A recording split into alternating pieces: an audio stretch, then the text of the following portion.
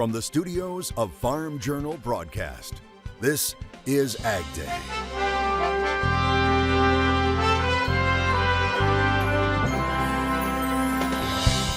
Breaking records at the sale barn, but not for a reason many ranchers want. And it's sad for all the farmers because how hard is it going to be to replace these cows that they're having to sell? While U.S. dairy continues to break records of its own overseas. Create some marketing opportunities for the U.S. As the push to solve a looming world hunger crisis shows more signs of hope coming from Ukraine. It's one thing to get these boats out. It's quite something else to have them return. A reality check as exports out of war-torn Ukraine pick up steam right now on AgDay.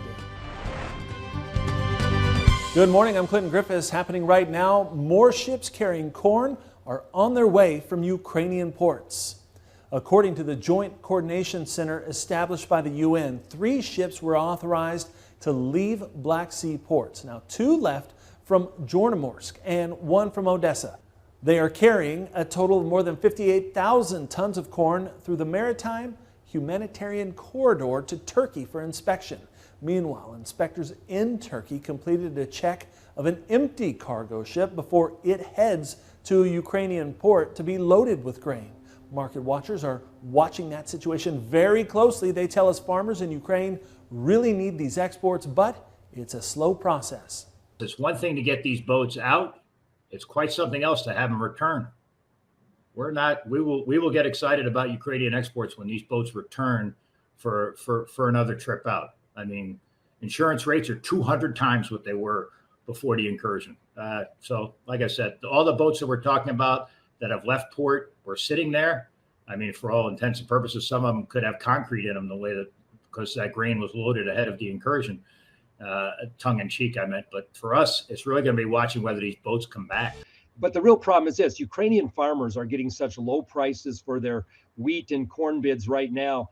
I don't find any of our clients that are looking at planting anything substantial for wheat or winter rapeseed heading into the late August, September timeframe. So to me, it's a story that's ongoing with maybe more bullishness now centered towards 2023 because the Ukrainian farmers just don't have the capital to plant the crop that they have ahead.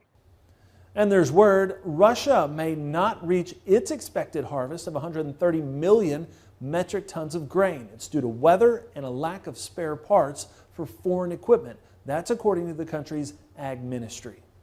The relentless heat and dryness in major portions of cattle country is starting to match the drought of 2012 for cattle producers. Now, few areas have received a little relief lately, but drought is intensifying in states like California and Texas, and producers continue their massive herd liquidation efforts. Being in the area that I'm from, South Dakota was hard hit, and North Dakota, Montana, Wyoming. You know, we've got a little rain in some of those areas, so it's improved. But I would tell you, I was in Texas 2 weeks ago, and it's devastating. So the herd reduction is going to continue. We may eclipse 2012 if we don't get this drought turned around. Now, he says in Texas, the liquidation is so massive that cattle producers are having to get appointments with the livestock auction barns to sell cows because there simply isn't a big enough market to keep moving them. However, he says they haven't put on a full court press for disaster assistance. But I'm also going to say that cattle producers are a pretty independent bunch, and they don't really expect the government to sustain their operations. But what we ask the government to do is stay out of our operations, and that's probably the bigger deal. Now, he says the flexibility USDA has shown with emergency haying and grazing of CRP and other existing programs for livestock producers is providing some help, but won't keep some from going out of business. Now, we'll show you what's going on at one Texas sale barn later in the newscast. A major economic package that has a provision for areas dealing with drought inching closer to becoming law. The Senate taking up the Inflation Reduction Act over the weekend. It comes after Democratic Senator Kristen Sinema of Arizona announced she'd support that bill. That's after she was able to secure an increase in drought resilience funding and a 1% excise tax on stock buybacks. Her approval allows the bill to pass even without any Republican votes in the Senate. Now, its next step is the House this week. It doesn't look like the middle of the country is in for a break from the heat anytime soon. Meteorologist Matt Yurosavik joins us. And Matt, the news isn't all bad weather-wise. Yeah, Clinton, it's not all bad, even though we're going to have that heat. We do have more rain on the way, especially for the southwest areas that have been in a major drought. But if we take a look first at that jet stream, where we're going to be seeing the heat continue through the west, a big ridge building out in the west as we head through the middle of the week. A little bit of a break from that heat and humidity across the Great Lakes and into the Northeast as we head through the middle of the week, but then the heat comes right back by the weekend. And there's a look at the precipitation outlook for the week. Out in the west, dealing with more rainfall, monsoon rains there, and then tropical moisture coming up from the Gulf. That's going to be present down along the Gulf Coast and then up into the Mid-South and the Mid-Atlantic. As we head through the end of this week, we'll be looking at more of that moisture. But here's a look at Monday, August 8th. Mild up in the Great Lakes and parts of the Northeast. Couple of systems bringing some rainfall through there. That's going to drop towards the southeast by the middle of the week. And then behind it, high pressure moves in. Things get a little bit warmer towards the end of the week. Meanwhile, out in the west, still dealing with those monsoon rains. Showers and thunderstorms developing pretty much every afternoon as we head through this week. And another great photo from our friend John Kutchko in upstate New York. John shares photos of historic farms in the area every week on his Facebook page. The latest, Purplefoot Farms, just outside of Hammondsport in the Finger Lakes region. This barn sits amid a beautiful vineyard there. I'll have more on your forecast coming up. Dairy exports remain strong as containers make their way through the nation's ports. According to the International Dairy Foods Association, dairy export containers through the first 27 weeks of the year are up 50% at ports year over year. At the Port of Los Angeles, container shipments are 107% higher. Now, this follows last year when U.S. dairy exports set a record in both value and volume.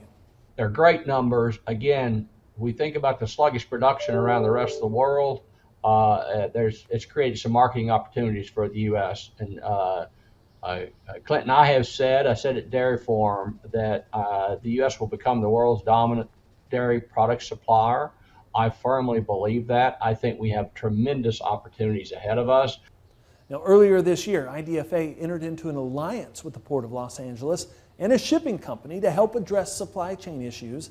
Dyke says that alliance has already paid dividends thanks to new incentives, better communication, and investment discussions. This explosion at one of the largest U.S. export plants for liquefied natural gas in June sent natural gas prices soaring in Europe. Now, company officials have announced the facility along the Texas Gulf Coast will restart operations in early October.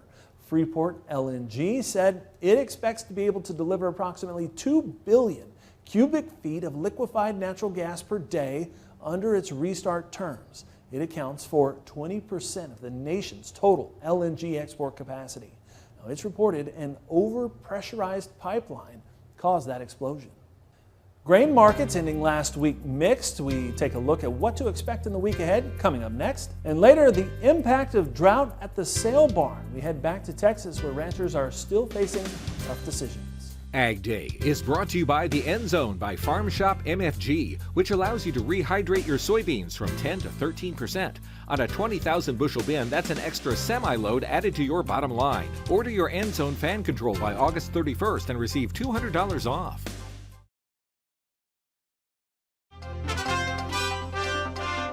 We're joined today by Mike North with EverAg. Mike, as we talk about what markets did last week, especially on the grain side of things, it looked like a pretty strong tug of war there as we try to sort out what exactly this means for our markets. Yeah, so, we saw corn finish 9 cents lower, and, it's really trying to balance out this weather conversation and figure out how much damage may come, especially in the western part of the Corn Belt, West Central.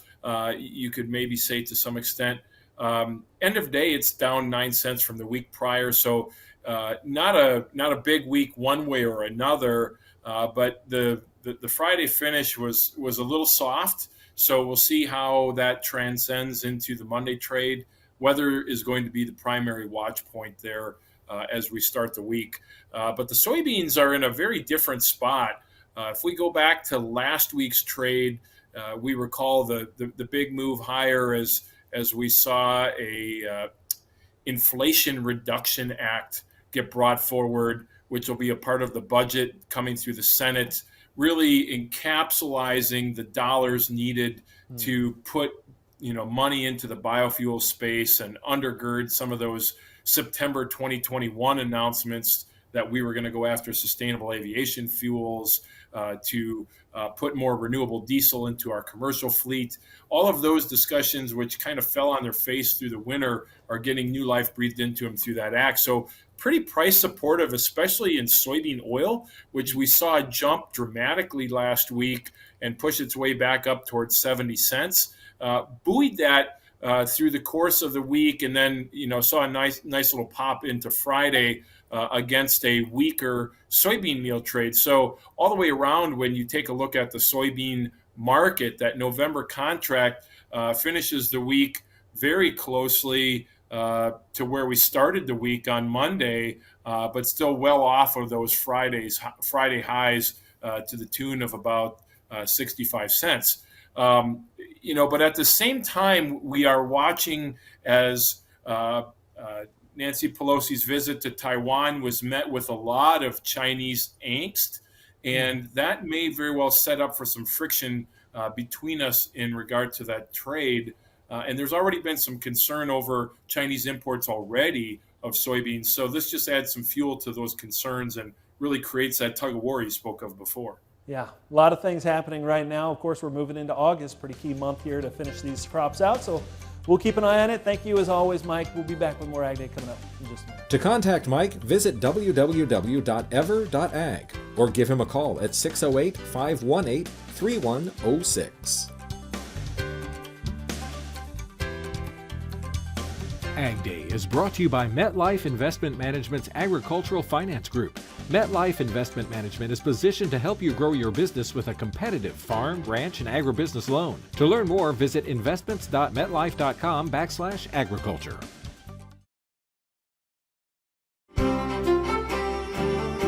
A slight change to the hurricane outlook forecast, with two top forecasters trimming their Atlantic hurricane outlook slightly after a slower start to the season, but they are still predicting an above average number of storms. The National Oceanic and Atmospheric Administration now expecting 14 to 20 named storms. That's down from its May estimate of as many as 21. Experts at Colorado State say the probability of a major hurricane making landfall along the U.S. coastline is now about 68%. Meteorologist Matt Yurosavik joining us here, taking a look at, well, really rainfall expectations here over this week. And looks like maybe some places are going to get a little more rain. Yeah, we're going to see more of that along the Gulf Coast and into the southeast, but also more of those monsoon rains coming back into the southwest, much needed in many of those drought-stricken areas. And you can see the map outlined this week. Those precip chances staying up and elevated in the southwest and even in the Pacific Northwest, dealing with more rainfall out in this neck of the woods, especially parts of California and Nevada. If they get any sort of rain, it will start to help those drought conditions that have been ongoing. Same thing with parts of New Mexico, Arizona, and Colorado that have seen a lot of rain. Some improvements, still more could be on the way. Still looking at from northern Texas through Oklahoma, Kansas, up into the Central Plains there. Parts of the Corn Belt below normal rainfall. Still get some, just not a ton. Most of that is going to fall down here. Parts of the Mid-South, down into south central part of the country, and right along parts of the Gulf Coast. That's also going to make its way up into the mid-Atlantic states. More of that rainfall is going to be likely as we head through this week. So here's a look at the precipitation forecast through the rest of the week, heading all the way through Saturday. And you can see just a little bit going on up here in the north and right through the center of the country. But from Colorado back into the southwest, parts of Nevada, parts of Southern California, also looking at a little bit of rainfall, and we could even be looking at a little bit more up across the Pacific Northwest. Then if you move to the southeast, a lot of rainfall here, parts of the Ohio Valley, and then some tropical moisture making its way on in around parts of the Gulf Coast and into the southeast as we head through this week. That will likely help this drought monitor here, some of those abnormally dry spots, and then right here across parts of the Gulf Coast, that does include parts of Texas dealing with extreme to exceptional drought conditions. And then back here in the west, we're dealing with Utah, Nevada, Southern California, under those extreme to exceptional drought conditions, likely going to get a little bit of help as we head through this week. Temperatures also still going to be much above average across the northern plains, still below normal where we've got some of those monsoon rains, and above normal across the east coast.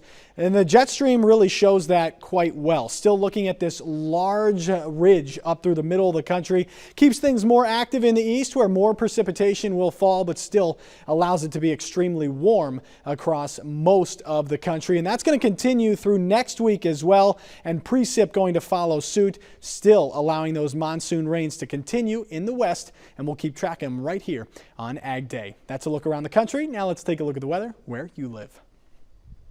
Ithaca, New York, hot and muggy with evening thunderstorms, a high near 90 degrees. 82 with showers and storms in Roy, New Mexico.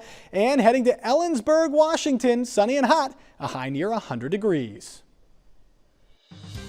Your next piece of equipment is on MachineryPete.com. Search equipment from dealerships across the country to find what you're looking for. Only on MachineryPete.com.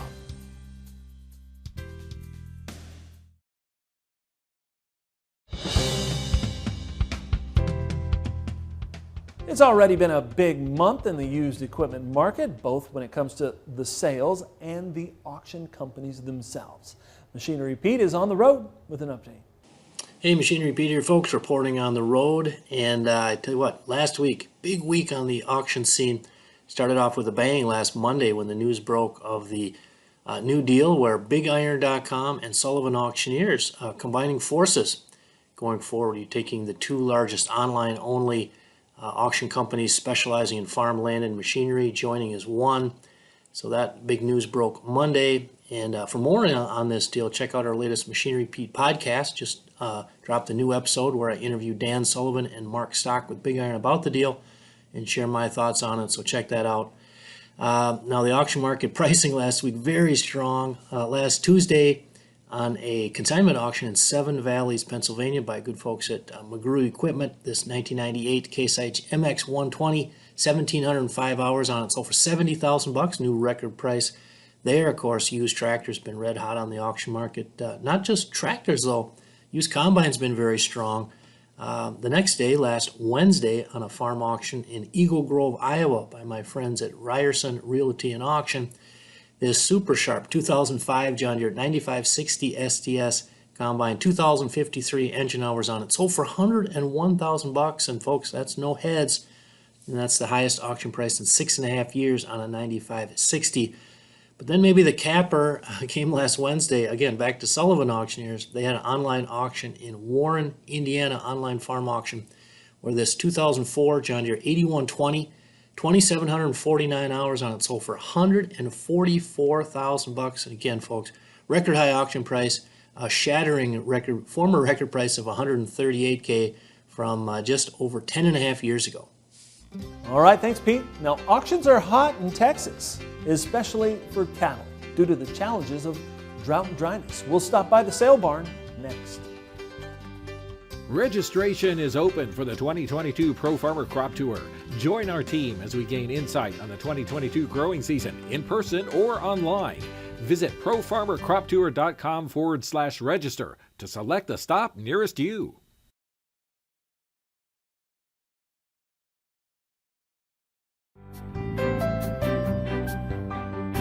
As we've been reporting, ranchers across Texas are selling cattle in record numbers due to the extreme drought. Texas Farm Bureau headed to one sale barn, which recently broke its own record, selling more than 4,440 head of cattle in just one day.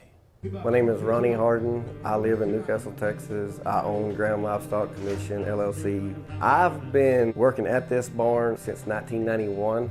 This is probably the hottest, driest July that I can really honestly remember. You know, these people are cutting their herds in half, and the reason they're here because they're out of grass or out of water. Tanks are dry, fertilizer's high, feed's high. It's just hard to hang on to them. So naturally, the only thing they got to do is sell them.